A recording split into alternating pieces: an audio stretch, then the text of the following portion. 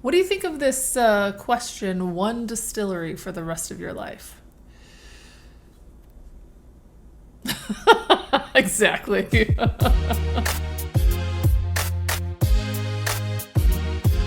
Welcome to the Bourbon Van. I'm Phil. I'm Julie, and we were posed this exact question from our friend Chris. Big thank you to Chris from Short Pours.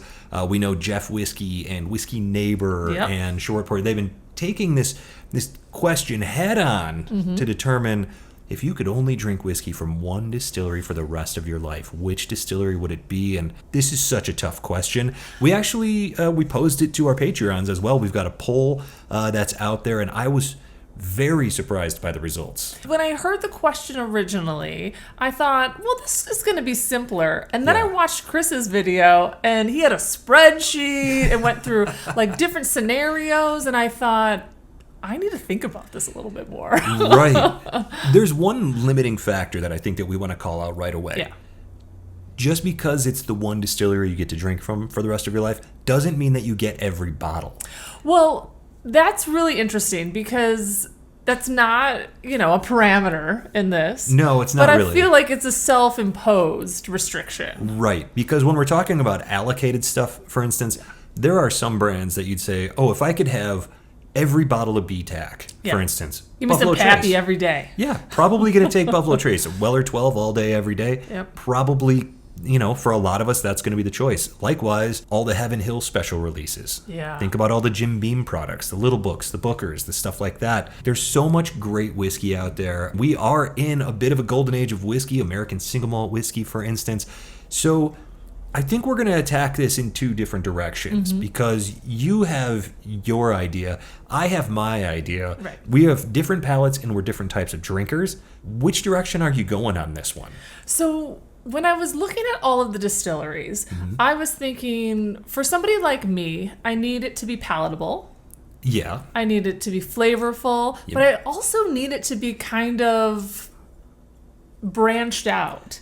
I'm a cocktail drinker. I also like to drink them neat. I like them strong. I'll take it 90 proof all day long. Yep. I want a huge variety.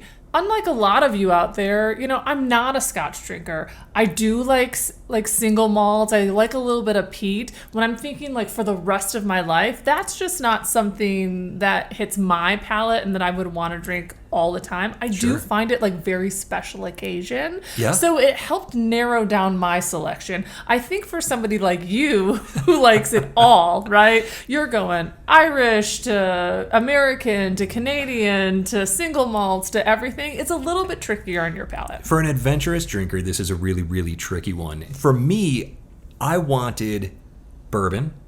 I wanted rye whiskey.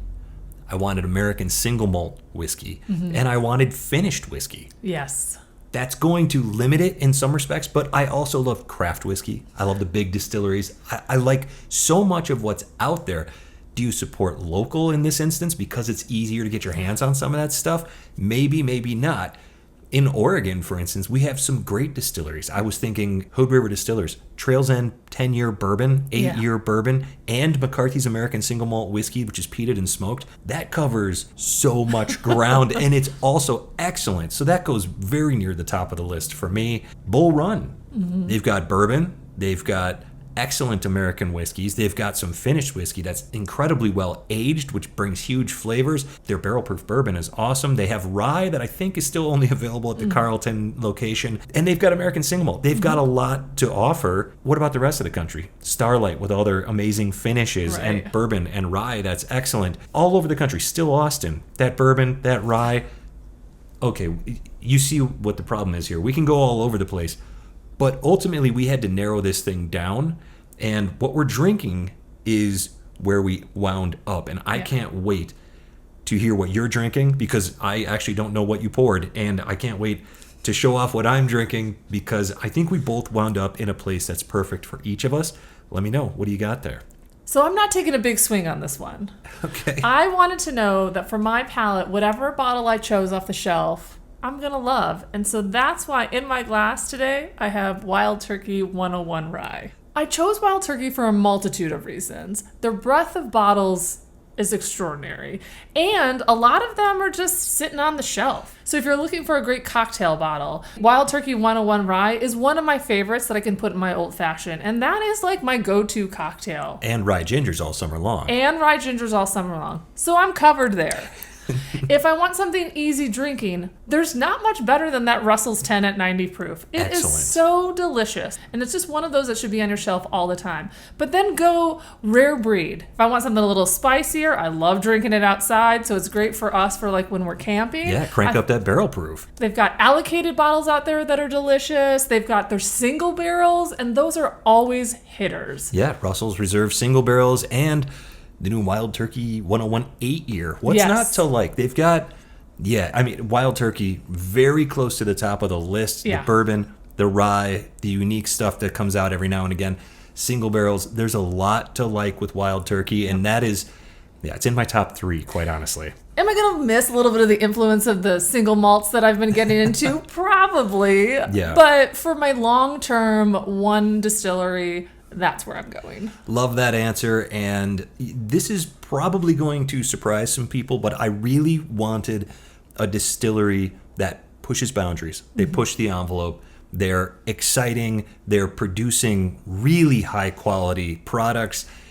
And for me, I'm going Cedar Ridge Distillery out of Swisher, Iowa. Look, Murphy Quint, head distiller over there. We met him in Tucson. I fanboyed a little hard. I think I maybe freaked him out a little bit. Sorry again, Murphy, if you see this. The bourbon is excellent. Their latest batch of barrel strength bourbon was so good. The rye is quite tasty. They've got double oaked. They've got wine finishes. And don't forget, they were a winery before they were a distillery. So they know what barrels to put their whiskey in. And maybe the thing that gets me the most excited about their brand is their quintessential American single malt whiskey. Peated, non-peated. Sometimes it's finished in multiple things. I've never had a taste of quintessential American single malt whiskey that didn't absolutely blow my mind. This one right here, I muled just a few ounces of this back from Chicago when we were there this winter, and it's been sitting in this little bottle over here for several months, just waiting for an opportunity to open it up again. I think this one's called Quintessential Peat and Sherry, first anniversary. It's aged in peated casks and sherry casks, and it's absolutely remarkable. And again, I haven't had anything from them that I haven't really, really enjoyed. So Wild Turkey, I think it's a great answer, and I was surprised by all of our Patreon answers as well. Buffalo Trace got about a quarter of the answers. Heaven Hill was up there. Maker's Mark got some love. Jim Beam got some love. Jack Daniels got some love. It was amazing how everybody's got their favorites, and so I think that's a beautiful thing. So now we're going to put it out there into the world. We shouldn't be the only whiskey channel doing this thing. So we already talked to one other channel and invited them to this thing, and they said yes. Kurt and Trenton, SLB Drinks, very eager to see where they go with this one. And let's say one more. How about Scott? My Bourbon Journey. I think this is going to be interesting because he's got a lot of oddball tastes as well. He's got a lot of favorites. Would love to know one distillery for the rest of your life. Where are you going with this thing? Let's keep the ball rolling. A major thank you to Chris from Short Pours. If you've never seen Chris's channel, go check it out and subscribe. And thanks again for nominating us. This is so fun. I just picked this up and realized I haven't even sipped it yet, but the smell coming out of this glass is remarkable. Well, I definitely didn't make a mistake here. I'm a pretty happy boy right now. I'm excited. I think your choice is perfect for you. You do get giddy anytime we talk about Cedar Ridge, and I was kind of hoping you were going to go into that direction, so please just punch over here. Look at you. Julie loves that for me. Well, let us know which direction you would go in the comments below and from wherever we are. To wherever you are. Cheers. Cheers. I can't wait to see what everyone chooses. Oh, this is delicious.